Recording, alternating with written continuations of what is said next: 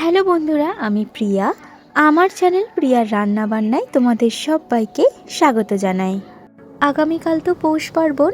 আজকে তোমাদের সঙ্গে পৌষ পার্বণ স্পেশাল পাটিসাপটার রেসিপি শেয়ার করব। পাটিসাপটা খেতে তো আমরা বাচ্চা থেকে বড় সকলেই ভীষণ পছন্দ করি। আজকে তোমাদের সঙ্গে খুব সহজ পদ্ধতিতে পাটিসাপটার রেসিপি শেয়ার করব। পুরো ভিডিওটা প্রথম থেকে শেষ পর্যন্ত দেখার অনুরোধ রইল। আশা করি খুব ভালো লাগবে। চলো তাহলে আজকে আমার রেসিপিটি শুরু করা যাক। প্রথমেই আমি পাটিসাপটার ব্যাটারটা গুলে নেব। তার জন্য 1.5 কাপ পরিমাণে ময়দা, 1 কাপ পরিমাণে চালের গুঁড়ো আর পৌনে 1 কাপ পরিমাণে সুজি দিয়ে দিলাম। আর দিয়ে দিচ্ছি 1 কাপ পরিমাণে চিনি। মিষ্টিটা নিজেদের পছন্দ অনুযায়ী অ্যাড করবে। শুকনো উপকরণগুলো খুব ভালোভাবে একবার মিশিয়ে নেব। তারপর অল্প অল্প দুধ দিয়ে ব্যাটারটা গুলে নেব। তোমরা চাইলে কিন্তু জল দিয়েও গুলতে পারো। দুধটা আগে থেকে জাল দিয়ে ঠান্ডা করে নিয়েছি। গরম দুধ কিন্তু এখানে ব্যবহার করা যাবে না। ব্যাটারটা খুব ভালোভাবে গুলতে হবে যেন কোনো দলা ভাব না থাকে। আর এই ব্যাটারের মধ্যে অল্প একটু লবণ ব্যবহার করেছি। আর ব্যাটারটা একটু পাতলা রাখতে হবে, ঠিক এরকম। যেহেতু সুজি দেওয়া আছে, সুজি কিন্তু প্রচুর পরিমাণে জল টানে। এবার আমি পাটিসাপটার জন্য পুর তৈরি করে নেব। কড়াইতে দিয়ে দিচ্ছি বেশ কিছুটা পরিমাণে দুধ। দুধটা আগে থেকে জাল করা ছিল। দুধটা এবার হাই ফ্লেমে ফুটিয়ে ফুটিয়ে কিন্তু অর্ধেক করে নিতে হবে।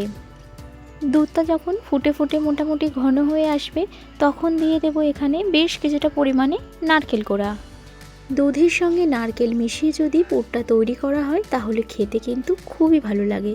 তোমরা চাইলে শুধু দুধ ফুটিয়ে কিন্তু ক্ষীর বানিয়েও পাটিসাপটাটা করতে পারো।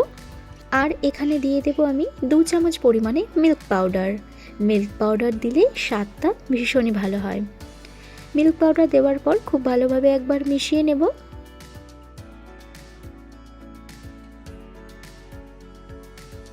আর এখানে দিয়ে দেব বেশ কিছুটা পরিমাণে আখের গুড়। তোমরা চাইলে কিন্তু চিনি দিয়েও করতে পারো। যেহেতু শীতকাল, তাই আখের গুড় কিন্তু খুব ভালোভাবেই পাওয়া যায় বাজারে। আর গুড় দিয়ে করলে টেস্টটাও ভীষণ ভালো আসে। গুড় দেওয়ার পর খুব ভালোভাবে একবার মিশিয়ে নেব। আর এখানে সামান্য পরিমাণে একটু আমি লবণ ব্যবহার করছি। এবার গ্যাসের ফ্লেমটা হাইতে রেখে ফুটিয়ে ফুটিয়ে একদম শুকনো করে নিতে হবে। এই প্রসেসটা করতে বেশ অনেকক্ষণ কিন্তু সময় লেগে যায়। 25 থেকে 30 মিনিট সময় কিন্তু লেগে যাবে। দেখো পুর একদম রেডি হয়ে এসছে। এবার গ্যাসের ফ্লেমটা বন্ধ করে নামিয়ে ঠান্ডা করে নিতে হবে। এই পুর দিয়ে কিন্তু সন্দেশও ভীষণ ভালো হবে।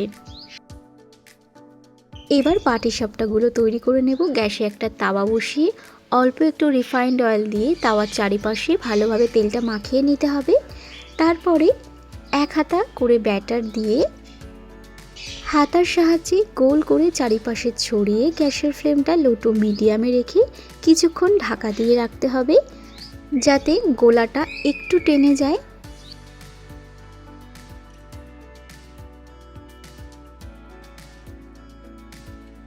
ঠিক 1 থেকে 1.5 মিনিট ঢাকা দিয়ে রাখার পর দেখো গোলাটা কিন্তু টেনে গেছে।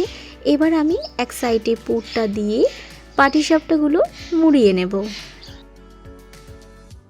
তাওয়া খুব ভালোভাবে গরম হয়ে গেলে তবে কিন্তু পাটিসাপটাগুলো বানাতে হবে, না হলে তলায় লেগে যাবে। আর তাওয়া যদি ভালোভাবে গরম হয় তাহলে কিন্তু পাটিসাপটা একটাও তাওয়ায় লেগে থাকবে না। দেখো পাটিসাপটাগুলো একদম তৈরি হয়ে গেছে আর দেখতে দেখো কতটা সুন্দর লাগছে। একইভাবে আমি বাকি পাটিসাপটাগুলো তৈরি করে নেব। তোমরা যদি এই প্রসেসে পাটিসাপটা বানাও, প্রত্যেকটা পাটিসাপটা পারফেক্ট হবে। একটা পাটিসাপটাও কিন্তু ভেঙে যাবে না, পাটিসাপটা তাওয়াতে লেগেও যাবে না। আশা করি খুব ভালো লাগবে। আর আজকের আমার পাটিসাপটার রেসিপিটি তোমাদের কেমন লাগলো কমেন্ট করে কিন্তু জানিও। ভালো লাগলে একটা লাইক করো আর তোমাদের বন্ধুদের সঙ্গে শেয়ার করে দিও। আর এইরকমই নতুন নতুন রেসিপির আপডেট পেতে আমার চ্যানেলটা সাবস্ক্রাইব করার অনুরোধ রইল।